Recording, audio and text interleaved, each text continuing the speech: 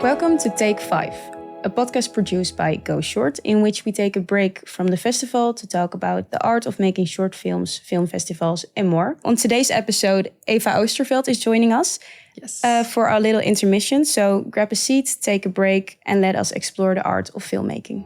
And then I read a small article somewhere about this club. Sports can connect people, of course, and in this case, it can connect people that are very far away from society and society itself.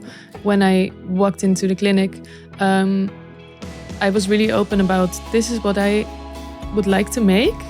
Can we do this together or not? Until now, I've always made films that were really character-driven, as well as this film. And therefore, this relationship is so important. Eva Oosterveld is a documentary maker from Rotterdam. She not only makes documentaries, but also experimental films and commercials. And what characterizes Eva's work is an intimate connection with characters and a design that brings their inner world to the surface. This year, Eva's documentary Red Card, Rode Kaart, has been selected for our Homegrown block during the festival. So how does it feel to have your movie selected? It's very wonderful to have it selected.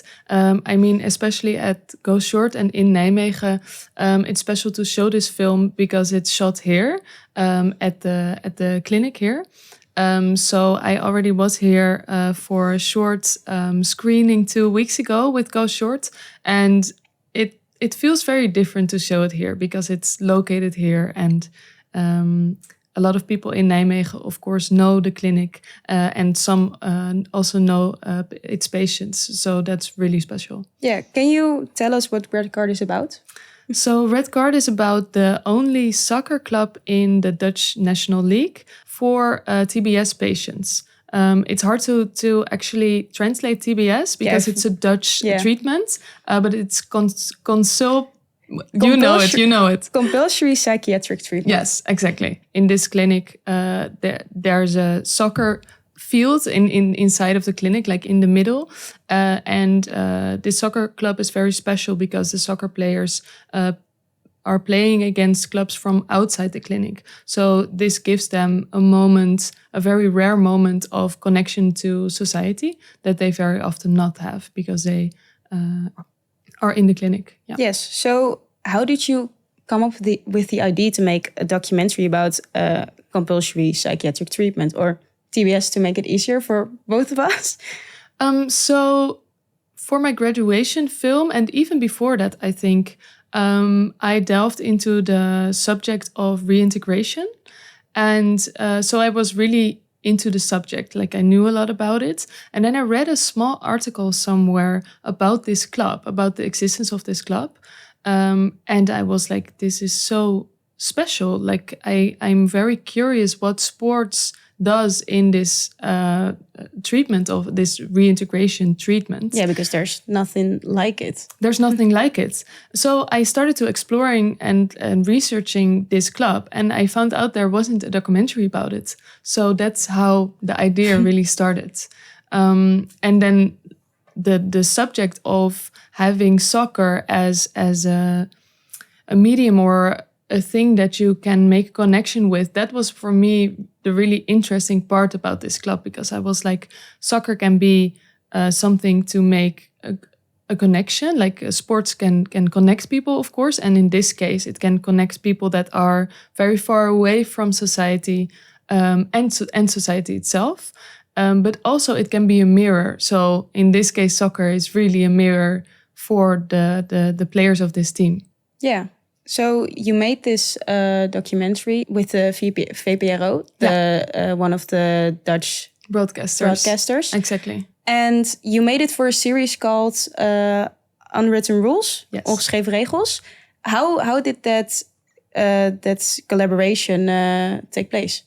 So the broadcaster is every year searching for 5 documentary film plans that has to do with unwritten rules.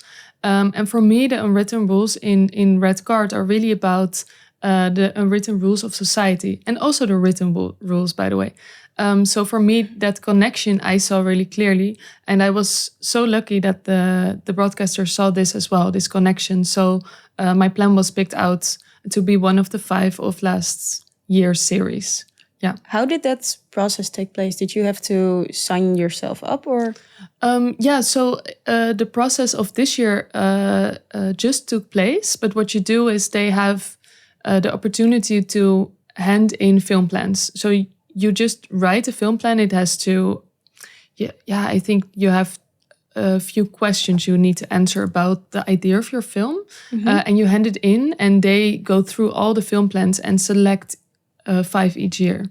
So I was very lucky with their trust in Red Card and my plan with this documentary to be able to make it, of course. And then together you make it happen. Yeah, because I feel like a lot of young or filmmakers are going to send their project in, and it's really nice. I was so lucky and really happy with the trust of the broadcaster of the VPRO and also their trust in the process itself, because next to this being a very difficult film to make, it was really challenging. So I'm really happy that they weren't scared to make this film with me, because a lot could go wrong, of course. So how did you approach this subject about this special TBS care? How did you do it in a respectful and ethical manner? Wow, that's a good question, because this is, I think, what you think about every day through the process, and I think more like how do you go to the clinic and say, I want to make a movie about you, a short documentary. How does that process go? So in the whole process, I try, both with the clinic as well as with the patients, I try to be as open and honest as possible. Also because I was limited in time, because I only had 3 short moments in which I could go to the clinic and meet its patients and its staff. Oh, that's another. And after I had 3 shooting days. So it was really important for me to be as clear as possible and also as to gain trust and really show my intentions and also like show my inner emotions and my own views on this matter. Yes. Because otherwise I was like, then it's not ever gonna happen if I'm not unclear or if people don't know what my intentions are. So I have always been very clear about, I want to make a documentary about the patients that are in this soccer club. So the patients/players in the soccer club. Not everyone is also a player in the soccer. No, club. they can't make a whole team out of only patients. So therefore, there are a few staff members in the club itself. Yeah. Do you think there is a reason that they don't have a whole team of only patients? Or are there just not as many patients in the clinic that like football, I guess? That's a good question. Well, it's a combination of things, because not every patient that is in the club can always play. Sometimes they have other medication, so they don't feel well, or they don't feel well because of other things, or they did something that was against the rules and they can't play. So there are actually a lot of things that can happen that prevent people from playing. That next to not being that much patients involved in the club as well, yes, makes it necessary to have staff members to also be in the team as well when they play. Yeah. Do the staff members like that as much? Or I think so. And actually, I doubted which match I should choose for the documentary, because there are 2 main big events in the clinic. And the first one is the last match of the season. That's the one I chose because... Was that the one against NEC? Yes. Yes. That was the last match of the season. Yes. And I chose that one because in this match you see the connection with society. But there's another match that is also really important for as both the players as the staff members. And it's the one match each year when the staff members and the patients are opposite. Oh, against each other. Yeah, against each other.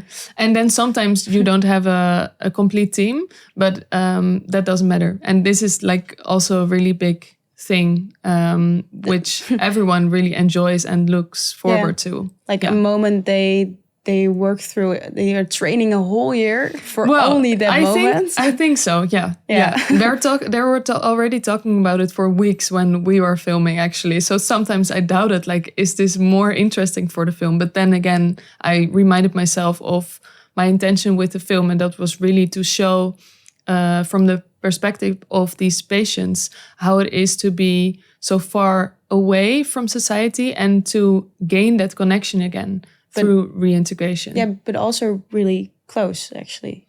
What do you mean by that? Because they are far away, because they are in a specific environment with only the people that have done bad things, but also really close to the normal world, because they play a normal match against a normal club, actually. And that was the most special thing, I think. So therefore, I really wanted to focus on this match. Yeah. So maybe, like, as a tip for other makers, how did you approach and select the people in the documentary? Because I feel like there are many makers that want to make a movie or a documentary or a short movie about a really hard or difficult topic. What are tips you would like to give? So I think if I look at my development during the making of this film, this has really been about putting extra effort in, not giving up, and also trusting my instincts. And I think that's in general what's really important. But in this film, it was really important because to make this film happen, I spent a lot of hours talking to staff members of the clinic. And also I had to take in account a lot of rules. For instance, not giving away details about things that happened in the clinic or that the patients did. Privacy rules. Also privacy rules in terms of not showing the face of patients, stuff like that. And what if they would like to show their face? Have you had any patients that wanted to show their face or didn't? That's a good question. It was never a question in my mind because it was actually in our contract to not show the patients' faces because of the recognition and the privacy rules. Yes. So I've not asked them actually, but as we were talking about before, I wanted to be as clear as possible with the patients. So when I walked into the clinic, I was really open about this is what I would like to make. This is me. And this is how I feel. How are you feeling? And can we do this together or not? And I also respected, for instance, I asked 4 people actually to be interviewed by me for the documentary, and 3 said yes and 1 said no, because he was really close to actually going into society again, to having his own home outside of the clinic. And he was really afraid that people would recognize him still, and that it would be a disadvantage for him to start his life over again. I totally got that and respected that, of course, by not pushing him to be interviewed by me. And to be in the film. But also 3 of the 4 is, I mean, really good. That's a really good and also start. the reason I actually also asked for, because I wanted 3, because I thought in this short amount of time 3 would be enough. But it very often happens that people can't play, and therefore I thought like it can very easily happen that they can be interviewed by me. So therefore it was also a risk that I wanted to get rid of, to not end up with 1 or So the building of the relationship only took 3 days before shooting, or and during the shooting, of course. During the shooting, I also spent a lot of time talking without the camera. So in total, I would say 6 days. That was the shortest amount of time I ever had to actually build a relationship with the people I wanted to document, because I until now, I've always made films that were really character driven, as well as this film. And therefore, this relationship is so important. Yeah. So that was, for me, the biggest challenge, and also the thing that I was most scared of. But that was also something that I shared. Like, I shared with the players of the soccer team, like, I'm really scared actually to make this documentary, because I'm only getting to know you now.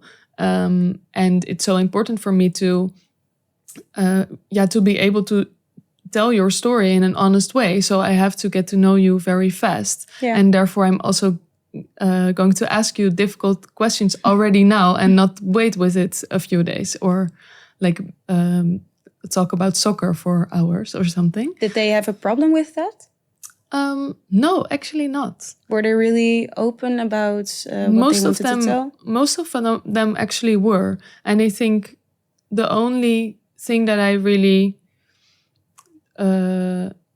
that I encountered was actually this man that was getting so close to reintegration that he didn't want to be in the film, and I totally respected that. So no, I don't think so. A lot of people were really open by it, and some were a bit sometimes shocked about my honesty or the questions I ask, because I feel like straight to the point. Yeah, straight to the point. Yeah. But in the end, I think it worked, because I got to know them in a short period of time. And I don't think it would have worked if I was more careful. Or not careful, I was careful, but if I was more... Less open? Less maybe? Open, or needed more time to get to the difficult subjects. Did you like the fact that you had little time to do everything? Well, in the end, I did, because I learned a lot about it, from it. Like, mostly to be very clear. It was a good training for me to be very clear, and also to trust my intuition, because I needed to ask the people that are interviewed by me, like, really early, of course, in the process, after talking to them for a few minutes. So I really had to trust my intuition in who to ask. And I think for me it was a big lesson, because I'm really about thinking a lot about what I'm going to do and making plans, and just trust myself and be in the moment.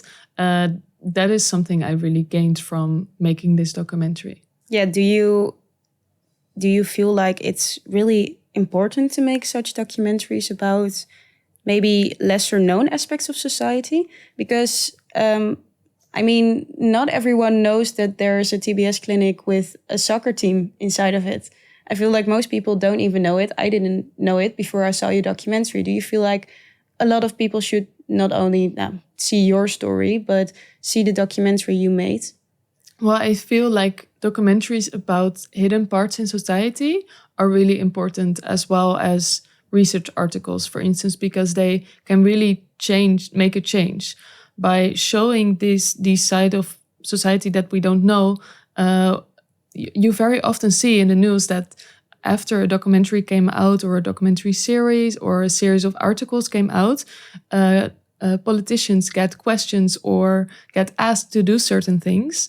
And I think that's really important to have this. And I think the medium of film can really add empathy, because I try to... Like, by choosing the perspective of the patients, I really tried to, like, broaden the vision most people have on TBS patients, because we have a lot of course, negative news about the excesses we see. I really want to broaden that and like show that these people are not as far away from us than we might think. So I think that is possible with the medium film. I personally agree with that. So what would you like to give other filmmakers about what you learned while making Red Card? I think that would mostly have to do with being persistent, putting in a lot of, like, making extra effort to make something happen. Because, for instance, with this plan, a lot of people thought that it wasn't possible, and it can be possible. So, but you have to put in extra hours and really believe in it. And next, trusting your intuition. because besides having a short amount of time, it really fitted my vision to shoot this film on analog film rolls. But therefore, we had another difficulty that we only had, I think, 2 rolls per day. So that's 20 minutes per day. So for instance, with the soccer match, like, when are you going to shoot? Like, when are they actually going to make a goal, you know? And you really have to trust your intuition. And the only goal that has been made, we had it because you feel it coming in a way. And it was really scary for me to trust that feeling. But I'm so happy I did, and the crew did with me. So that's mostly what I gained from it, I think. Thank you so much, Eva, for being here with us. Thanks for having me. Of course. If you would like to watch Eva's documentary, it's called Red Card, Rode Kaart in Dutch. It is also a Dutch documentary, so it might be hard for some people to understand, but I think it's still really nice to see and to look at. Yeah, it's already broadcasted, so you can rewatch it easily. Everywhere on the internet. Yes. Thank you for watching and listening to this episode of Take5. If you really like this episode, don't forget to watch and listen to the next one. And see you soon.